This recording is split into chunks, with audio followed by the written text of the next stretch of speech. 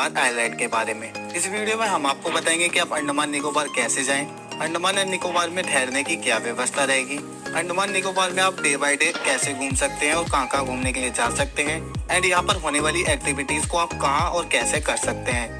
साथ ही साथ दोस्तों हम आपको ये भी बताएंगे कि अंडमान निकोबार आने का बेस्ट टाइम कौन सा रहेगा एंड इस पूरी ट्रिप को आप कम से कम बजट में कैसे कंप्लीट कर सकते हैं। और दोस्तों इस वीडियो में हम आपके ऐसे और भी कई सारे डाउट्स क्लियर करेंगे, इसलिए वीडियो को बिना स्किप किए एंड तक देखिएगा। चलिए दोस्तों देर न करते हुए शुरू करते हैं। नगर की जल सीमा से सटा आइलैंड है, जहाँ पर यूथ से लेकर कपल्स एंड फैमिलीज एंजॉय करने के लिए आते हैं। यहाँ के beaches, adventure activities and beauty को देखने के लिए दुनिया भर से टूरिस्ट यहाँ पर आते हैं। अंडमान एंड निकोबार में जो भी एक बार आता है वह यहाँ से कई सारी लाइफ की बेस्ट मेमोरीज लेकर जाता है। यहाँ पर हनीमून को सेलिब्रेट करने के लिए कई सारे कपल्स आते हैं। सीजन टाइम में तो आलम ये होता है कि अंडमान एंड निकोबार आइलैंड में टूरिस्ट की भीड़ देखने को मिलती है। दोस्तों अंडमान एंड निकोबार पर ही कई सारे ब्यूटीफुल आइलैंड है, जहाँ पर जाकर आप भी एंजॉय जरूर करना चाहोगे। यहाँ पर कई सारे ऐसे प्लेसेस है जहाँ पर लोग जाना चाहते हैं, जिनके बारे में हम आपको आगे बताएंगे। चलिए दोस्तों सबसे पहले बात करते हैं कि आप अंडमान एंड निकोबार आइलैंड तक कैसे पहुँच सकते हैं। दोस्तों अंडमान एंड निकोबार तक पहुँचने के लिए आपको दो ऑप्शन मिलते हैं, जिनमें पहला ऑप्शन फ्लाइट के थ्रू जाने का रहता है एंड दूसरा ऑप्शन क्रूज यानी कि शिप के थ्रू जाने का रहता है। अगर आप फ्लाइट के माध्यम से अंडमान एंड निकोबार आइलैंड तक पहुंचना चाहते हैं तो दोस्तों अंडमान एंड निकोबार आइलैंड के सबसे नियरेस्ट एंड इकलौता एयरपोर्ट पोर्ट ब्लेयर एयरपोर्ट है, जिसे वीर सावरकर इंटरनेशनल एयरपोर्ट भी कहा जाता है। आपको पोर्ट ब्लेयर एयरपोर्ट तक के लिए चेन्नई या कोलकाता से डायरेक्ट फ्लाइट की कनेक्टिविटी मिल जाती है, जो कि आपको 2 से ढाई घंटे में पोर्ट ब्लेयर एयरपोर्ट तक ड्रॉप कर देती है। एंड दोस्तों दूसरा ऑप्शन है क्रूज का यानी कि शिप का। अगर आप क्रूज यानी कि शिप के माध्यम से अंडमान एंड निकोबार तक पहुंचना चाहते हैं तो दोस्तों ये शिप आपको चेन्नई, कोलकाता या फिर विशाखापट्टनम से मिल जाते हैं, जो आपको पोर्ट ब्लेयर तक ड्रॉप कर देते हैं। ये शिप इन जगहों से हर महीने में एक बार चलते हैं, जिनसे पहुंचने के लिए आपको 2 से 3 दिन लग जाते हैं। ये शिप सिर्फ गवर्नमेंट के थ्रू चलते हैं, जिनकी टिकट आप 15 से 20 दिन पहले इनकी गवर्नमेंट वेबसाइट पर जाकर आप इनकी टिकट को बुक करवा सकते हैं। दोस्तों यहाँ पर पहुंचने से पहले एक डाउट आपका क्लियर कर देता हूँ कि यहाँ पर आने के लिए आपको किसी भी तरह की वीजा की नीड नहीं होती है, बिकॉज ये इंडिया की यूनियन टेरिटरी है, इसलिए यहाँ पर इंडियंस के लिए कोई वीजा की नीड नहीं पड़ती है। चलिए दोस्तों अब आप पोर्ट ब्लेयर तक पहुँच चुके हैं, तो अब सबसे पहले बात करते हैं कि आप कहाँ और कितने बजट में ठहर सकते हैं। दोस्तों ठहरने के लिए आपको अच्छे एंड बजटेड होटल्स गोलघर के आसपास में या फिर जंगली घाट के आसपास में मिल जाते हैं, जो कि आपको यहाँ पर अच्छे एवरेज होटल्स 1000 रुपए से 1500 रुपए तक में मिल जाते हैं। एंड इन होटल्स की एयरपोर्ट से दूरी ओनली 2 से 3 किलोमीटर की रहती है। चलिए दोस्तों ठहरने की व्यवस्था के बाद अब बात कर लेते हैं कि यहाँ पर खाने पीने की क्या व्यवस्था रहेगी। दोस्तों खाने पीने की व्यवस्था के लिए आपको पूरी अंडमान एंड निकोबार ट्रिप में प्रॉब्लम्स नहीं आने वाली है, बिकॉज यहाँ पर आपको रेस्टोरेंट इजीली देखने को मिल जाते हैं एंड एक नॉर्मल थाली की कॉस्ट यहाँ पर 200 रुपए से 250 रुपए तक की पड़ती है। चलिए दोस्तों अब आपको डे बाय डे बताते हैं कि आप अंडमान एंड निकोबार में कहाँ घूमने के लिए जा सकते हैं। दोस्तों डे 1 में आप पोर्ट ब्लेयर पहुंचकर सबसे पहले Havelock Island and Neil Island के लिए बोट की टिकट बुक करवा लें। इन टिकट की बुकिंग के लिए आपको मरीना जेट्टी के लिए जाना होगा, जहां से आपको हैवलॉक आइलैंड के लिए ट्रिप की तीसरे दिन की टिकट बुक करानी होगी एंड ट्रिप के चौथे दिन के लिए आपको हैवलॉक आइलैंड से नील आइलैंड तक के लिए बोट की टिकट बुक करवानी होगी। एंड फोर्थ डे में आप नील आइलैंड से पोर्ट ब्लेयर तक की वापस की टिकट भी बुक करवा लें। यहीं पर आप एक साथ इन तीनों टिकट्स को बुक करवा सकते हैं। एंड मरीना जेट्टी से इन तीनों टिकट्स को बुक कराने के बाद आप सबसे पहले सेलुलर जेल देखने के लिए जा सकते हैं, जिसे काला पानी जेल के नाम से भी जाना जाता है। ये सेलुलर जेल ब्रिटिश के टाइम की जेल है, जिसे ब्रिटिशर्स कैदियों को सजा देने के लिए यहाँ पर रखते थे। आज के समय में आपको इसके अंदर काफी सारे कैदियों के स्टेचूज देखने को मिलते हैं एंड यहाँ पर लाइट एंड साउंड शो भी होता है, जिन्हें आप देख सकते हैं। यहाँ पर ये काफी खूबसूरत नजारा होता है। सेलुलर जेल की एंट्री टिकट की बात करें तो यहाँ पर 30 रुपए पर पर्सन की एंट्री टिकट रहती है। उसके बाद आप कोर्बिन्स कोव बीच के लिए जा सकते हैं। कोर्बिन्स कोव बीच पोर्ट ब्लेयर के सबसे फेमस बीचेस में से एक है, जहाँ पर कई सारे वाटर एक्टिविटीज भी आपको देखने को मिलते हैं। लेकिन मैं आपको रिकमेंड करूंगा कि आप यहाँ पर छोटी मोटी ही वाटर एक्टिविटीज करें, बिकॉज आगे आने वाले प्लेसेस पर आपको अच्छी वाटर एक्टिविटीज देखने को मिलेंगी, जिन्हें आप वहाँ पर कर सकते हैं। एंड दोस्तों यहाँ पर आप बीच पर नारियल पानी को भी एंजॉय कर सकते हैं।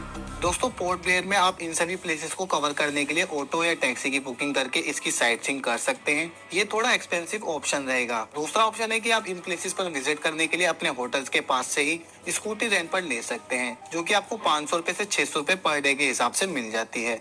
एंड आप डे 1 में टिकट बुक करवाने के बाद एंड इन प्लेसेस पर घूमने के बाद आप अपने होटल में रेस्ट करने के लिए वापस आ सकते हैं। और दोस्तों नेक्स्ट डे यानी कि डे 2 में आप रोज आइलैंड के लिए जा सकते हैं। ये एक खूबसूरत आइलैंड है जिसे टिकट लेनी होती है जो कि 30 रुपए पर पर्सन की रहती है। एंड रोज आइलैंड के अंदर आपको खूबसूरत दृश्य दिखाई देते हैं। यहाँ की हिस्ट्री को भी यहाँ पर दर्शाया गया है। एंड आप यहाँ पर पुराने गवर्नमेंट हाउसेस को भी देख सकते हैं। एंड हाँ, आपको यहाँ पर काफी सारे हिरन भी देखने को मिलेंगे। दोस्तों रोज आइलैंड की पूरी साइट सीइंग अगर आप बैटरी कार के थ्रू करना चाहते हैं तो आपको इसमें 80 रुपए पर पर्सन की टिकट लेनी होगी। अदरवाइज आप इसको पैदल भी एक्सप्लोर कर सकते हैं। 1 से 1.5 घंटा लगता है इसको पूरी तरह से एक्सप्लोर करने में।